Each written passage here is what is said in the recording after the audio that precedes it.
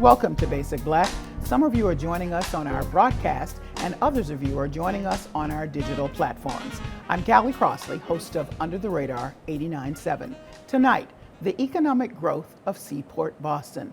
We are on location at Grace by Nia, a new Black-owned supper club in Boston's Seaport District.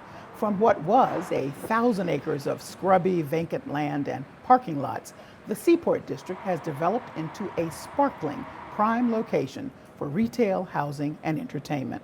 But businesses of color have struggled to gain a foothold in the area the Boston Globe Spotlight team once described as a brand new Boston, even whiter than the old.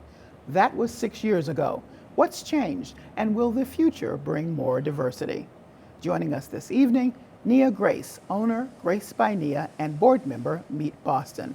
Richard Taylor, Managing Director, Nubian Square Development, LLC, and Chairman, Taylor Smith Group, part of the joint venture development of the Omni Boston Hotel at the Seaport, and Corean Reynolds, Director of Nightlife Economy, City of Boston. Welcome to you all. Thank you all. Thank you for having us. All right, so two of you have been successful in gaining a foothold here in the Seaport District, the glittering part. So I'm going to start with Nia, because we're here in your space. Absolutely. And it's gorgeous, and it's very exciting. You've only been opened a few weeks, but as you say, your journey started back in 2021. Now I'm going to highlight a few bits of the journey so that we can keep the conversation going, but suffice it to say, your first introduction to a place here, or where you thought you might land, did not work out well. Did not work out well. And so you kept going after that, and then ended up here. Give us just a little bit of how it came together. Absolutely. Well, thanks again for being here, and thanks for having me. It started with a moment of a phone call from my current partner, and we were talking about all the things that we love and where we wanted to be, and we found a space that we thought was a perfect intersection, another space in Boston that had high traffic, high visitor rates, but it didn't have as much diversity, and it definitely didn't have any Black-owned restaurants at that point. We thought it would be a great space at great intersection, and we just kind of got shut down. They were excited about it at first, then we pitched our idea collectively, and then they said no. And that kind of brought us to, we really got determined and said, well, we've got to find us a space, and we really want to be on the Seaport, so let's make some phone calls. And that was a kind of short part of the story, but we were able to speak to WS Development, Jeremy Sklar, and kind of make this magic happen. This is the old Icon Theater, if people are trying to place where it is down here in the Seaport District. And I want to be clear in this conversation that the both of you, I'm going to get to Richard in a second, are experienced entrepreneurs. Yes. You have two other places in Boston, one over at now Northeastern, and of course Daryl's Kitchen and Bar, which is very popular. So you don't come to this as a newbie. You know what you're looking for, you know what will work, yep. and this was going to be and is a new venture because it's a supper club. Just describe what a supper club is here. So supper clubs are an opportunity for you to go out, get dressed, and spend a night with us. They typically were kind of like that real special occasion location. You would wait weeks to even go. You make sure all the kids are being watched, and you're out for the night, several hours with us. You're able to start with cocktails, go to food, have live entertainment and dancing. And we wanted to kind of spark that renaissance for that moment. It was a time that we would definitely dress to our nines and head out on the town and see everybody who's to see in the city. Okay. All right, I'm moving over to you, Richard, because you have a big stake here. I don't know how many events I've gone to at the Omni now, so obviously it's doing well. Thank you for the business. Obviously it's doing well. Yeah. But to go back, you put together a plan that made the Omni possible and made it possible for investors of color to be a part of that. Talk about that. Sure. Well, my firm, the Davis Companies, Robin Brown, and the Omni Hotel Companies responded to an RFP that Massport put out some years ago. And they talked about diversity. That's a request for a proposal, by the way. Sorry, go ahead. Thank you. And part of the criteria for evaluation proposals included D&I at all levels. And so what we thought about was obviously co-development, which was my role, design, construction, but we had never had an opportunity to maybe bring in more folks in the capital stack. So I worked with my partners to allocate sort of $10 million, which was the first opportunity, to raise at $50,000, $100,000 chunks for minorities and women. And we raised that comfortably. We only had one person who did not continue. We had a waiting list. That person was replaced. And that model of capital investing by minorities and women has now extended to 3 other projects here in the Seaport. What was missing, however, was operations.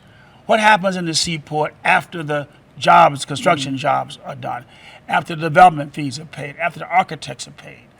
And so what's exciting about what Nia has is she's fulfilling that long-term presence of black businesses in the Seaport. Now, Corean, the Seaport obviously is a very important district now for business. And I want to remind people, your job is not the fun nightlife chief, you're the fun nightlife economic growth chief. So put this in the context of what it means to have black businesses rooted in this area right now. Yeah, I mean, we want the Seaport to be reflective of all of our other 22 neighborhoods, right? Boston is just so rich with culture and ethnicity, and we want that to be reflected in this space. It's a relatively new space, and it was an opportunity to do so from the beginning. That wasn't necessarily the case, but now with people like Nia who are creating beautiful spaces like this, and Chef O who owns Zaz, and Zaz Bar will be coming here, and also Zaz Festival here, we have an opportunity to bring some of that culture, that flavor of Boston into a space that traditionally hasn't had. And tell me what's been the response to y'all landing here and operating? I don't mean just a public response, but I mean business response. Nia. Well, first, from the public side, it's nothing but love, and it's actually overwhelming. I expected the community that I'm rooted in to be here, and they showed up. Roxbury, Dorchester, like they showed up, but the neighbors are overwhelmingly here. Businesses are supporting it. It's lucrative, right? Well, I suppose that's the point. Yes. So, Well, what I think has been the difference, though, as you think about exposing black entrepreneurs to the Seaport, it's expensive here. Definitely. This is millions of dollars of tenant fit up. The rent is not cheap. The whole transaction cost is not cheap. And so what we've struggled with is not only having the talent that Nia has, that's in abundance, but the financial capacity to be staked. And so what I find really rewarding and refreshing and hopeful is she has a joint venture partner who recognized her talent, because that's what it takes. John Davis did the same thing with me and Omni and so forth, to recognize we have talent and that we can bring something to it, but it requires money. So what I like most about this, and not to be hyperbole, is that I know she's gonna be here in 2 years. She's gonna be here in 3 years. We've seen some businesses come and go, don't have the capital, don't have the bandwidth, can't sustain some downsides. This place has got financial strength and talent. And I think that's what we find, at least I do, very rewarding for minority entrepreneurs. And go ahead, Corean. the city of Boston also recognizes that, right? I'm in the Office of Economic Opportunity and Inclusion, and we have a bunch of programming to ensure that businesses are not just created here, but stay here. Yes. We just celebrated 30 different businesses with a legacy business program. These are businesses that have been in the community for over 10 years. I think it's over 1,000 years. I think there's a bunch of years that are represented in culture and history of this city. We have the space program to ensure that folks who are looking for brick and mortar spaces have the opportunity to afford some of the real estate here in Boston. And so looking at the technical assistance, pairing that with capital partners is super important to the livelihood and the longevity of these businesses. And I want to emphasize why. Now, from the Bureau of Labor Statistics, 8 of 10 black-owned businesses fail within the first 18 months. Then the Boston Globe in 2022 did a story entitled When Black Businesses Fail, It Hurts Everybody, and quoted a McKinsey study that if existing black-owned businesses had the same revenue averages as white-owned firms, it would add $200 billion with a B dollars into the economy. That's real money. It is, but I think, and this is where Boston is in a new chapter. We didn't have the joint ventures before. Yeah. You also have to recognize WS Development and Jeremy. They said, we like this. You had one group who rejected the idea. Yep. Jeremy said, let's have a go. Those are two partners working with Nia. Go ahead. Yes, and so you have to look at the fact that capital is critical, but also people have to recognize that there is opportunity. This place is integrated, it's mixed people from out of town, people who live here, people who've come in from the suburbs and the community. You walk in and it's just what Boston ought to be like. Yeah. You know, it's just it's a fabulous feeling.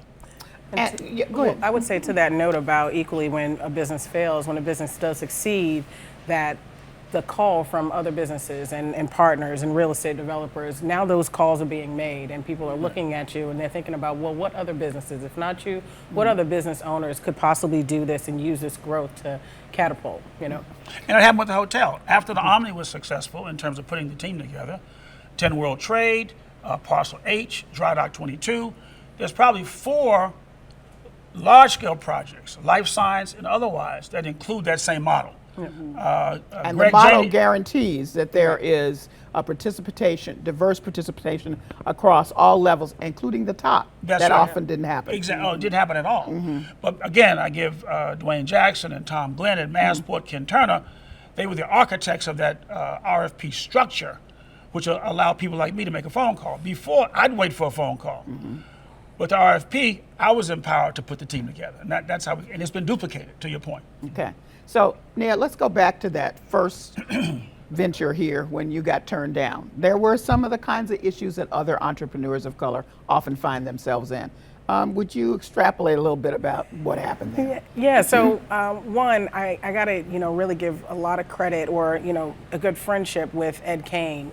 He was one who wanted to understand better the situation, right? He's like, I don't understand if you are running a magnificent business, if you are able to survive during COVID, then why aren't the opportunities at your doorstep, And right? remind us who Ed Kane is. And Ed Kane is my partner, as well as the managing partner and owner of Big Night Entertainment Group. Okay, go ahead. And so when we went to that first space, they were excited. They were like, oh, Ed Kane, Big Night, they're coming to the table? Great, we want to do it. And then we walked the space together, and afterwards we were sketching out things and got excited about it, and then we submitted the proposal, the exact same proposal that came here. And I submitted the proposal. Like, it was my name on it. It said that I was the owner, I was the lead on this. Which you are. And I was, and I am, right? Yeah. And it was like, all right, oh man, we're not getting phone calls back now, we're not getting emails back now. And we're like, wait, you were so excited about it. Yeah. And then the thing was, okay, well, we kind of are, but we don't know if we want to go in this direction. Okay, all right. Well, maybe we do, but why don't you think about this one unit on the retail floor behind, off the main drag? Like, what do you think about that? And we're like, no, we came here first, like, we're here, right? And we're present, and you loved it, and that's why we came. So what's changed? And, and what would you say changed? Well, the people at the table changed, right? Or at least their perception of the people who were at the table.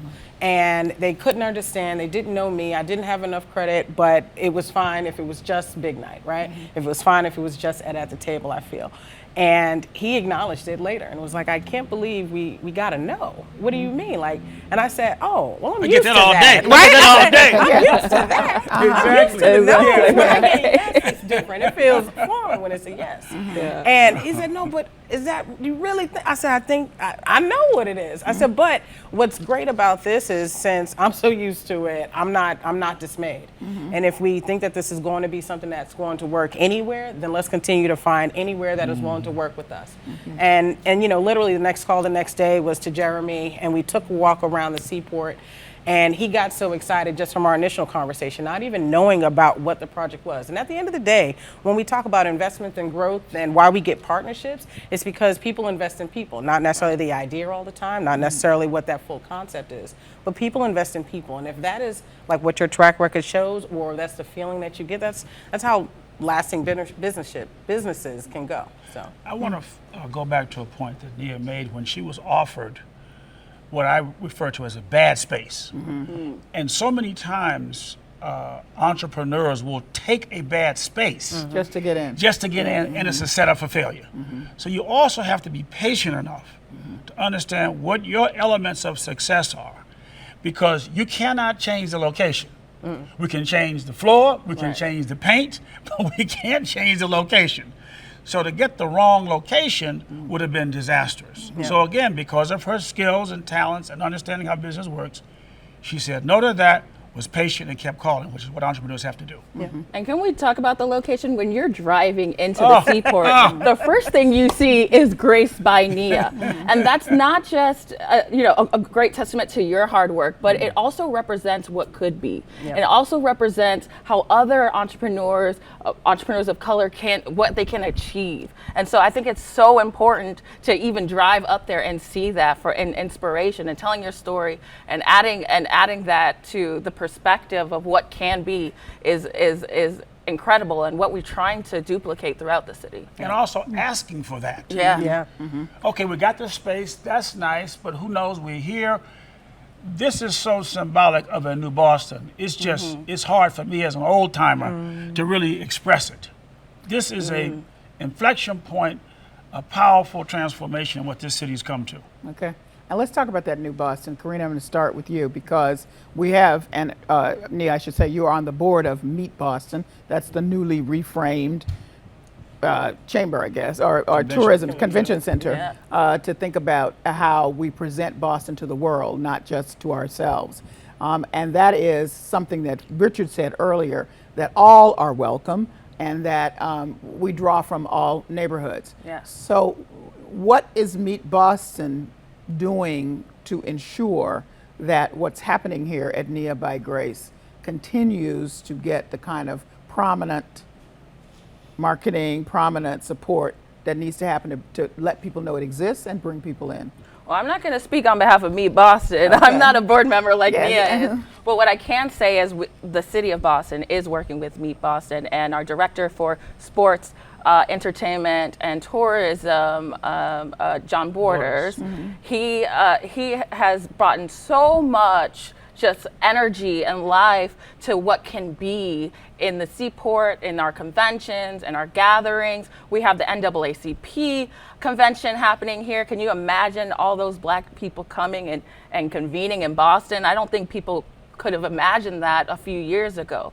But we're creating space for folks to explore Boston, to interact with Boston in different ways that they never seen that they could interact with Boston. And then also, I mentioned Zazz Fest, right? That's bringing the style and Caribbean flair that this city has to offer into the Seaport, and I'm really excited about that, because you don't necessarily see that down here, and I can't wait to go. And to your point, the NAACP's been here before, Right? but they will only go to neighborhoods. Now, at the convention center, they can finish their business and take a short ride and be right here. Exactly. That's what we never had. We never had a place. You went so far as to say it was embarrassing. It was embarrassing. I mean, I've shared a weekend with Ken Guscott and others. I've seen people come here and you have no place. And when you say Boston, big city and blah, blah, blah, but this is all you all have? Now, with pride, we can come to Nia. We have more to offer now. Okay. And Nia, do you see the NAACP conferences coming up as a stress test for this new vision of Meet Boston? Well, yeah, I think so. We spend a lot of time actually focused on the rebranding of it, but also figuring out, well, what is it that we're rebranding, right? Because in fact, so many people in Boston, if we're just talking about numbers, identified with the vision, right? Or identified with what was portrayed. And so they really had to drill down and figure out, well, what voices were not being heard. And so right now, I think that what their challenge is going to make sure that we're getting people to the neighborhoods. We're figuring out ways to bring the neighborhoods to where the people are. That's right. Yeah. Okay. All right, so we talked about all the success of your ventures, the hopeful success in the future of Zazz and some other things. What can you say to entrepreneurs of color who will face some of these capital barriers, maybe some just plain old racism barriers in the past, as they think about moving into prime locations like this? What would you say? I think partnerships have been the key. Yep. What we do not have in any large numbers are second and third generation businesses that have been able to accumulate capital. So there's talent, there's experience, but they lack capital. And so now the majority firms and people are recognizing that some of the businesses that we have is a benefit to everybody and they want to play. So you got to move around. You got to get out of your sandbox, meet with people. And that's what Nia did with this Black hospitality group. She really got engaged with the broader hospitality community, and out of that grew a partnership. I've known John Davis, for example, for years, but never had an opportunity of any size to work with him. And the same thing with our design firm. So partnerships is the key, because that brings experience that other people recognize, and it brings additional capital. Okay, what would you say, Nia? The partnerships, but also the professionals, the experts in those areas, because a lot of times we get bogged down by having the talent and not realizing that in order to keep that talent afloat and that to be in the forefront, you've got to get the right tax professional, the right attorney, the right, the vendors, pieces. All those pieces where, that's what's going to keep us afloat. It's got to get those experts. And you can't be hung up on owning 100% of something, right? Oh, say that again. Yeah, you cannot be hung up on owning 100% of something. Because you can own a smaller piece of a bigger pie. And that gets you launched, and maybe your second or third deal, incrementally, you can own more equity. And then by the time you get to your next generation or you get to a next leadership team, you can own the whole thing. But really, I don't want to give up. You got not much now. You got 100% of, I'm not going to say nothing, but nothing. So you might as well create some opportunity and business partners and get a bigger piece of a smaller piece of a bigger pie. What would be your prediction for the Seaport specifically in the next, let's say, 5 years, in terms of who might land here, entrepreneurs of color, businesses of color, small or large? Because I know there's some small ones who are doing well here as well. I would say that this is not going to be so much of an anomaly in 5 years, right? And I feel that instead of just services, because it's essentially a service, there's actually going to be full-blown companies who decide to plant their offices here as well, because it's open and it allows them something else to do even after their work time. I would also add the residential base of Black folks is expanding. Well, it had nowhere to go but up. There was one Black person in the whole area, according to the Boston Globe's original article, right? But I know when you had your soft opening, there were 3 families here that walked here. Okay. And so that's happening. But I also think that the development piece will probably come to a close in about 5 to 7 years because there's only so much land. But I also think that hopefully more retail will expand and more businesses, not only for evening activities, but some of the daily activities also will be here. Okay. And I just want to see the rest of Boston coming out to the Seaport. I want them to feel as if this is a space for them. I want them to be reflected in the people who work here, the people who live here, and the businesses that are here as well. Is there more pressure for you to succeed, Nia? Usually that happens when you're the first and everybody's looking to you and there's so much hope. You're just trying to run your business, but you got all this other weight on top of you. Well, I'm going to say yes. That's the quick answer. I'm pretty hard on myself already, but I got to say it's a Mr. Taylor. That's what I'm going to call him, Richard Taylor, who made it clear for me that he's like, I'm proud of you. He's like, I'm more excited than I think you are, and it was hard for me to really take it all in, because I'm like, we're open now and we're on day 16, and I know that I got to make it to year 2 and 3 and 4 and 5. I have to do that. And so the pressure is there, but I get joy. I get joy when I know that we got to get reservations in for some very special people. Yes, because I cannot get in, but I digress. It's a great testament, but the pressure's there, and I'm here for it. Okay. Representation is important. Yeah. People watched to see if the Omni deal would work. Yep. And they were skeptical. Very skeptical from the beginning. And I remember when this one particular individual couldn't come up with the rest of their capital, I was talking to John, and John said, well, why don't you and I just bite? I said, no, because it's important for me to be able to say we had not one default. And we had someone already in line, they gave that person, and they would step right into their place. But the difference is this, and the reason I am so excited is because I know the foundation of this business is strong. I would be very worried if she had been around the corner in the wrong spot, did not have the team she has. I would have been spending money and praying. Now I feel really good. I just do. And for folks like Ken Guscott and people who started earlier, Saunders Company and so many minority businesses, Marie Allen, who was on our NAACP board, they would just be overjoyed at this. Even Charlotte Nelson, who's probably the last one, her heart now I know is warm. So a real legacy. Oh, no question. This is history here. You feel that? Yeah. See, the pressure. Yeah. But you got it. You got it. I'm not even worried. That's historic legacy. All right, so this is going to be a big piece of the economic story of Boston then, Corean. Sure is. Okay. All right, well, I thank all of you for joining me. Thank you for having us and recognizing the importance of this. Yeah. That's the end of our broadcast, the end of our show. Thank you for joining us. Now stay with us as we continue our conversation on our digital platforms, YouTube and Facebook.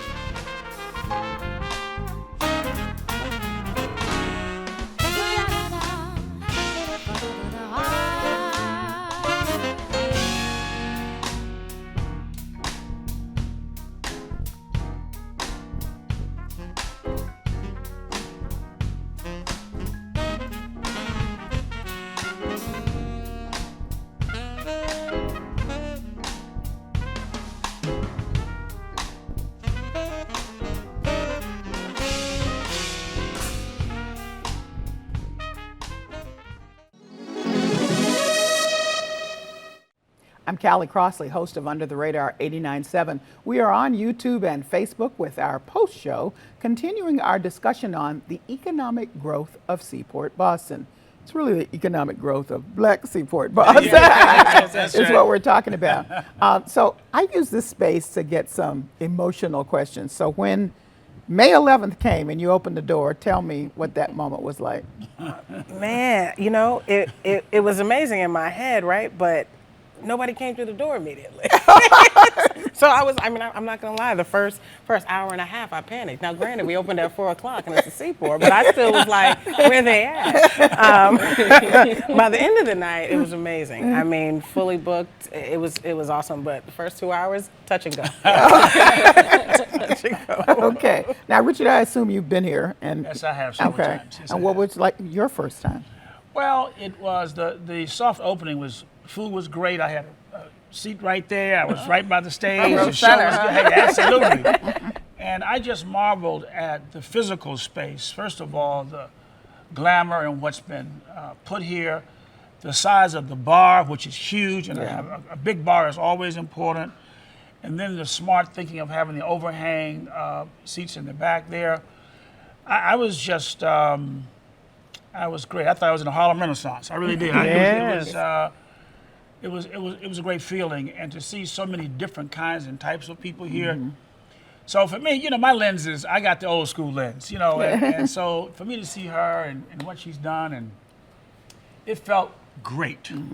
It really did. It said maybe Boston is what we hoped it would be. Okay.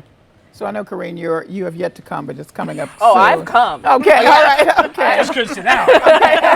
okay. All right. When I walked in, the first word that came to mind was stunning. Yes. I'm in awe. It's gilded, it's lush, it's indulgent. That's something I want to see when I'm going out and spending my money at night. And that's what other Bostonians want to see as well. And I get asked all the time, like, where should I go at night? Where should I visit when I go to Boston? This is one of the spots that I'm going to point people to. It not only is a great restaurant and bar, but it's uplifting the culture and the musical culture that we have here in Boston. All of the talented acts and the talent that we have here is showcased in the back of that stage, and I can't wait to see more shows here. Now, you know, getting down here can sometimes be difficult for the people you'd like to come. What can we do about this transportation issue, Corean? That's under you. Yeah. We have a regional transit system, so it's not Boston centric. So we have to put that in perspective. But you know, a lot of folks don't realize that the Silver Line is a great way to Thank get to over here in the Seaport. We also have put a lot of infrastructure in our bike lanes. Mayor Wu and our Chief of Streets has really been pointing to make this city a greener city, and so folks can be active and take the bike here and take the bike on their way back home on the Silver Line. So maybe it might not be the traditional T, but there are ways to get down here. Yeah, as a former transportation guy, you get off at the courthouse, stop, and you're a couple blocks away. But parking is fabulous. You park in the building. Yeah. You don't have to go outside. You either P1 or P2, you come right upstairs. Yep. So that's great. Right on Sleeper Street. The park, the entrances on Sleeper Street. You park there. You come right upstairs. You can take your coat off. You don't have to walk if it's cold. Well, that's good. So that's a real big plus. What have people been saying to you as they've come through about, just being in the mix? I mean, Richard's talked about the mix that he's seen here. Corean talked about the mix that she's seen of people. Yeah. And let's be honest, the first time I saw in recent times a real mix of folks from across Boston was when Embrace Boston had its unveiling of the statue. Yeah. But you don't really see that. Yeah. So, well, I will say that I see it here in terms of a mix of people. I used to pride myself on the dining room that we created even at Daryl's Corner Bar and Kitchen. It's one of the most diverse rooms in the city, I believe. And so I think I see that here as well. But in terms of what people have been saying, like the neighbors, again, shocking. We've been waiting for something like this in the Seaport, and to hear that, it's so reaffirming that, we did something right with this model. The people who are coming, who are not just customers, but other business owners, they're literally coming here like it is a beacon and a sign of hope, as well as something tangible now, where they didn't think it was an opportunity. And so that to me is warming, and we're always making time for those kind of conversations here. okay. Yeah. I know you don't have time to go told you so, but do you do that, to those folks who on the first go round didn't get it? Let me tell you what, we got some jokes about that off camera. Look at me now. I understand that. Do you all look elsewhere, or have you looked elsewhere before you came up with the concept of the Supper Club, to other cities to see what could be imported to Boston that might work? Boston can be a little quirky. Yeah. So We was did. there something that inspired you to come to a Supper Club concept? Absolutely. We saw some things in Vegas that we love. There's a supper club resurgence there. I then took my interest in jazz clubs in New York and in New Orleans and brought all of those elements here. It was something like we just knew it was going to be a hit, and for us, supper clubs can get the air of speakeasy and like kind of exclusionary, yet this is one that is super inclusive, and we're super excited about it. Okay. And opening night, actually, Ed Kane mentioned that they wanted to take this to additional markets. Yeah. Oh, okay. And I'm involved in a project in Philadelphia, the Philadelphia Navy Yard, which I think this would be fantastic for. So watch out for that. Right? Okay. I'm a developer, don't forget that. Okay, I do know that. It's my new part. Corean, last word? I will say there's no other place like Boston. And so I can compare Boston to New York or to Austin or New Orleans or Atlanta, but they just don't have what we have here. And so I'm excited to uplift that and support Nia and other folks that are doing that as well. All right. Well, great conversation. Everybody's looking forward to it, and congratulations to both of you, and good luck on making this nightlife economy vibrant. Thank you all. Thanks so much. Okay. Great.